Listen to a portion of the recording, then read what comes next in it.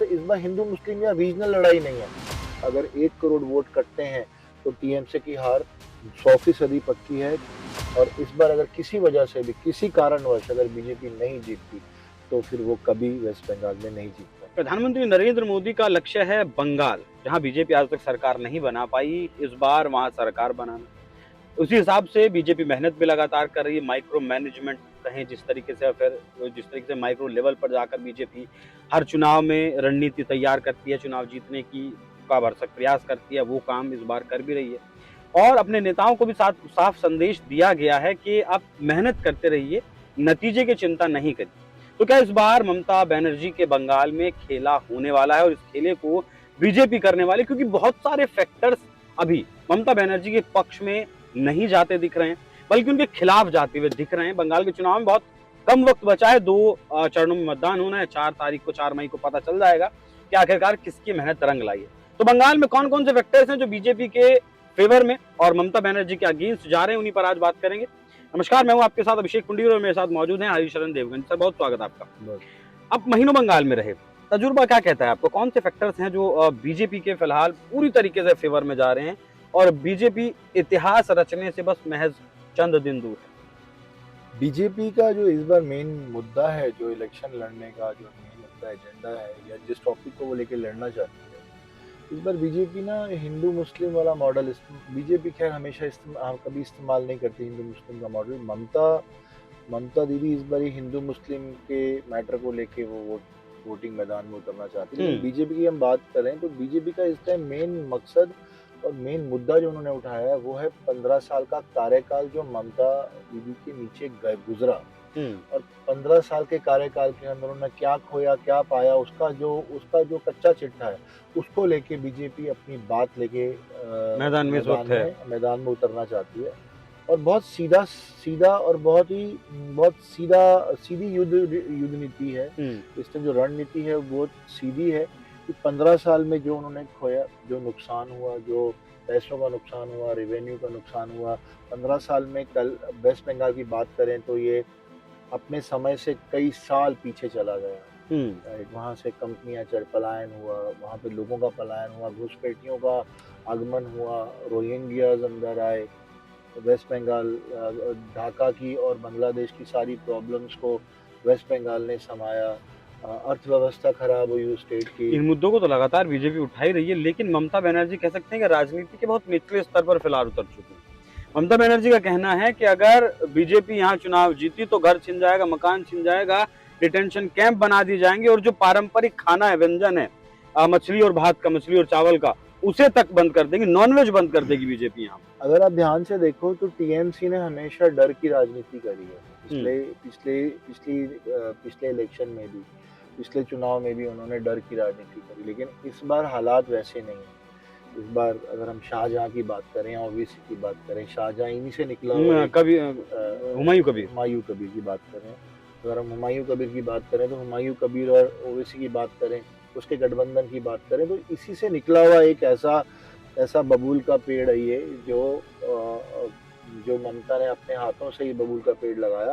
अब इस बबूल के कांटों से ममता खुद भी बच नहीं सकती, क्योंकि जो हिंदू मुसलमान की राजनीति और जो डर की राजनीति ममता दीदी जो करती आई हैं वो आज भी सक्षम है ये बात करने में। और अगर इतना बुरा नैरेटिव लेकर आई हैं वो कि जो कि बहुत निचले स्तर का नैरेटिव है कि अगर बीजेपी आती है या कोई और सरकार आती है और टीएमसी अगर सरकार नहीं बना पाती तो उनका जो मेन मांस भात, जो उनका मेन डिश है, जो उनका मेन मछली चावल जो है वो उनसे छिप जाएगा। बहुत तकियानुशी, बड़ा इलॉजिकल, बड़ा अनमेटेरियलिस्टिक सी बात है कि उन्होंने बोला कि ये छिप जाएगा। ये बात मतलब मैं जहाँ तक मैं समझता हूँ बहुत गरीब से गरीब और बहुत अनपढ़ से अनपढ़ आदमी को भी ये बात शायद हजम ना हो, क्योंकि ये उनका जन्मसिद्ध अधिकार है। वो मछली भात खाते हुए बचपन से इसी में पैदा हुए, इसी में बड़े हुए। तो कोई जब ब्रिटिश नहीं छीन सकी मछली भात का अधिकार उनसे, तो बीजेपी क्या छीन। हाँ, मतलब वो बहुत, हमने सही कहा, इलॉजिकल बयान है। अच्छा, एक और मुद्दा अधिकारियों के ट्रांसफर का भी बहुत गरमाया, हाईकोर्ट तक भी मामला पहुंचा। जैसे ही चुनावों का ऐलान हुआ तो बहुत सारे अधिकारियों को, अफसरों को कर दिया गया यहाँ पर, ट्रांसफर कर दिया गया बंगाल में चुनाव आयोग के द्वारा। अब ममता, देखो जिस भी कारण से ये ट्रांसफर हुए, जिस भी कारण से ये ट्रांसफर हो रहे हैं, बहुत आईएएस अधिकारी इसके ट्रांसफर हुए, बिकॉज जितने भी करप्ट और समीकरण, अगर हम बात करते हैं इलेक्शन की और अगर साफ सुथरा इलेक्शन करना है तो वहाँ के अधिकारियों का समीकरण और उनकी नीति तय करना बहुत जरूरी है। जो आज तक जिसका अनुसार बिना अनुशासन के जो पोस्टिंग हुई थी, उनको आज अनुशासन के साथ उनकी पोस्टिंग हुई। इस बात को लेके दीदी रोती हुई, ममता ममता दीदी रोती हुई कोर्ट, हाई कोर्ट भी गई और हाई कोर्ट में उन्होंने बोला कि ये बदलाव करके उनसे चुनाव छीन लिया गया है। अगर इतनी बड़ी बात उन्होंने बोली कि चुनाव छीन लिया गया है, तो इसका मतलब वो ये लड़ने से पहले ही वो हार मान चुकी है कि ये बदलाव, ये ट्रांसफर जो है, ये ट्रांसफर नहीं है, ये उनसे चुनाव छीन लिया गया है। और उन्होंने ये बयान दे दिया। आई थिंक मेरे ख्याल से शायद उनका मानसिक संतुलन शायद मे बी प्रेशर परफॉर्मेंस की वजह से या पीयर परफॉर्मेंस की वजह से शायद बिगड़ा हुआ है। ऐसे बयान देना कि ये ट्रांसफर्स की वजह से ये इलेक्शन उनके हाथ से छीन लिया गया है, तो इसका मतलब वो मानती हैं कि ये इलेक्शन अब उनके हाथ में नहीं रहा, तो अब वो बन पड़ेगा या जो उनसे बन सकता है, जो उनसे बन पड़ सकता है, वो अपना साम दाम दंड भेद, बाय हुक बाय क्रुक। अब जो एक अगली जो नीति है बैग बोरो स्टील, अभी वो बैग बोरो स्टील की नीति पे आ गई हैं। पहले तो साम दाम दंड पे तो एक चाणक्य की नीति रहा करती थी और ये राजनीति में ये सक्रिय भी रही है। लेकिन बैग बोरो स्टील जो है, ये बैग बोरो स्टील एक बहुत निचले स्तर की राजनीति है जो कम देखी जाती है। लेकिन इस बार वेस्ट बंगाल में बैग बोरो स्टील की रणनीति देखी जाएगी टीएमसी की। मुसलमान कितना बड़ा फैक्टर ममता बनर्जी के लिए, उसके अगेंस्ट में कितना बड़ा फैक्टर साबित होगा? जैसे अगर हम मुद्दों की बात करते हैं तो इस बार जो हुमायूं कबीर है वो हिंदू मुस्लिम पे लड़ेंगे। ओवैसी का साथ मिला हुआ है, ओवैसी का साथ मिला हुआ है, खुल के हिंदुओं के खिलाफ मुसलमान की जो कट्टर मुसलमान के एरिया वो आग उगलेंगे। लेकिन बीजेपी हिंदू मुसलमान की रणनीति पे बिलीव नहीं करती। बीजेपी डेवलपमेंट, 15 साल की डेवलपमेंट की जो नीति है, जो प्री एंड पोस्ट, जो पहले जो डेवलपमेंट हुआ है उसको लेके उतरेगी। और ये जो टीएमसी इस बात पे उतरेगी कि टीएमसी इस बात पे उतर रही है कि अगर टीएमसी नहीं आई तो हिंदू भी खतरे में है और मुसलमान भी खतरे में है। टीएमसी ना इस टाइम 3 में है, ना वो 13 में है, ना वो घर के अंदर है, ना वो घर के बाहर है। बीच के बंदर की लड़ाई टीएमसी के साथ भरपाई हो रही है उनकी, मतलब बीच के बंदर जैसा उनका हाल है। और दूसरी बात ये, अगर हम बात करते हैं हुमायूं कबीर की, तो हुमायूं कबीर जो हिंदू मुसलमान कर रहा है इसका भी सीधा फायदा बीजेपी को जाएगा। क्योंकि अगर जो हिंदू मुसलमान की जो लड़ाई है वो आज का मुसलमान समझता है इस बात को। नहीं, लेकिन इससे पहले बंगाल में चुनाव नहीं होते थे हिंदू मुसलमान पर। बंगाल में चुनाव होता था बंगाली अस्मिता के नाम पर। ये बाहरी पार्टी है, टीएमसी अंदर की पार्टी है, घर की पार्टी है, लेकिन इस बार का चुनाव बिल्कुल अलग है। इस बार ये चुनाव हिंदू मुसलमान पर इतना कैसे पहुंच गया? पहले सिर्फ दो जब पार्टी पहले के इलेक्शंस में या पहले की रणनीति में या पहले के चुनाव में बहुत मेजर पार्टीज दो ही रहती थी। रीजनल सब्जेक्ट पे इलेक्शंस लड़े गए, पर अब ऐसा नहीं है। अभी 3 बड़े, एक हिंदू मुसलमान का मुद्दा है, पास्ट डेवलपमेंट का मुद्दा है और एक घर की पार्टी का मुद्दा है। तो 3 बड़े मुद्दे हैं और तीनों फैक्टर्स के अंदर अगर हम बात करें तो जो जितना मर्जी ममता बनर्जी जितना मर्जी रोए धोए, बट ये इस बार वेस्ट बंगाल की पब्लिक उनका साथ नहीं देगी। हुमायूं कबीर की बात करते हैं, जो कट्टरवाद मुस्लिम कौम है वो हो सकता है उस तरफ के, लेकिन जो पढ़ा लिखा मुस्लिम है, जो समझदार मुस्लिम है, जो इस देश का मुस्लिम है और जो इस देश को तरक्की देखना चाहता है, वो वाला मुस्लिम है।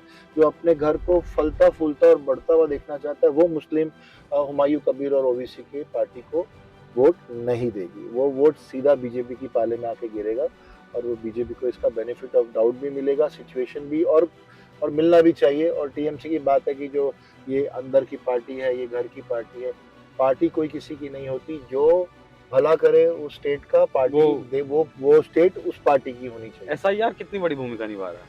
एसआईआर बहुत बड़ी भूमिका निभा रहा है। 63 लाख वोट कट गए और जहाँ तक मेरे को लेटेस्ट अपडेट है, शायद 33-34 लाख वोट और कटेंगे। अगर 1 करोड़ वोट कटते हैं तो टीएमसी की हार 100% पक्की है, क्योंकि पिछली बार भी ममता बनर्जी सिर्फ 10% वोट से जीती थी, और अगर 1 करोड़ वोट कट जाते हैं तो 10% जो वोट जिस 10% वोट से वो जीती थी, मोटा-मोटा ये वही वोट है जो 1 करोड़ वोट जो कटेंगे। वो तो खत्म हो जाता है, मतलब 70 लाख वोटों से जीती थी, 10% वोटों से जीती थी लगभग, और यहाँ अगर नाम कट जाते हैं 1 करोड़, तो बहुत नुकसान ममता बनर्जी की पार्टी को हो सकता है, और इसी को लेकर बीजेपी अपनी रणनीति और तैयारी भी कर रही है। अच्छा, एक और आखिरी सवाल सर, अगर बीजेपी जिस तरीके से इस बार मेहनत कर रही है और जो उसके समीकरण उसके पक्ष में जाते हुए दिख रहे हैं, अगर बाई चांस ऐसा हुआ कि बीजेपी इस बार सरकार नहीं बना पाती है, तब?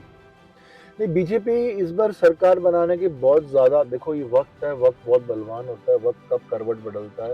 राजनीति में वक्त बहुत बड़ी भूमिका होती है, लेकिन वक्त के साथ-साथ में जो कार्यकाल, जो मेहनत एक पार्टी करती है, उसका भी बहुत बड़ा रोल होता है। बीजेपी ने जब 2019 में इलेक्शन हारे थे, उस टाइम कोविड भी था, सिचुएशन भी अंडर कंट्रोल नहीं थी, पूरा देश चरमराया हुआ था, मेंटल मानसिक स्थिति बिगड़ी हुई थी।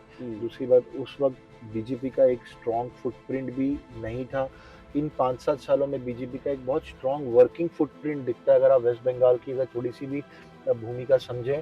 तीसरी जो सबसे इम्पोर्टेंट बात ये है कि इस बार बीजेपी अगर वहाँ पे आ रही है तो बहुत स्थिरता और लॉजिक लेके आ रही है। इस टाइम सिर्फ इस बार हिंदू मुस्लिम या रीजनल लड़ाई नहीं है। हाँ, अगर आप बात बोलते हैं नहीं जीतने की, अगर वक्त उन पे मेहरबान नहीं होता बीजेपी पे, अगर वक्त उनके खिलाफ जाता है और समीकरण उनके खिलाफ जाता है बीजेपी के, और इस बार अगर किसी वजह से भी, किसी कारणवश अगर बीजेपी नहीं जीतती, तो फिर वो कभी वेस्ट बंगाल में नहीं जीत पाएंगे। बिकॉज अभी अगर हारने के बाद जो गठबंधन होगा, तो वो सिर्फ एक स्ट्रॉन्ग ऑपोजिशन बन के रह जाएगी।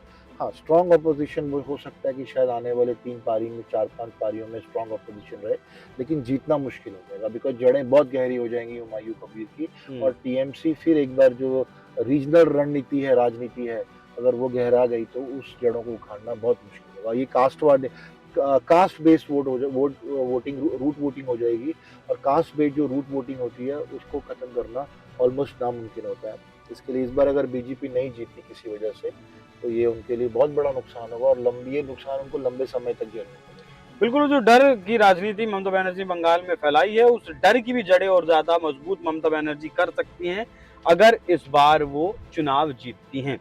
और बीजेपी के लिए आपने बहुत सही कहा कि बीजेपी के लिए स्थितियां बहुत खराब हो जाएंगी, क्योंकि फिलहाल बहुत सारी चीजें उसके पक्ष में है, एसआईआर है, एंटी इनकम्बेंसी है, और आपका पार्टी में भी फूट है, वो मतलब भतीजे में और ममता बनर्जी में भी कहीं ना कहीं तकरार की बात है। तो बहुत सारी चीजें इस वक्त बीजेपी के फेवर में है, तो इस बार नहीं तो फिर कभी नहीं। बाकी आप लोग इस विषय पर क्या सोचते हैं, जरूर बताइए। नमस्कार।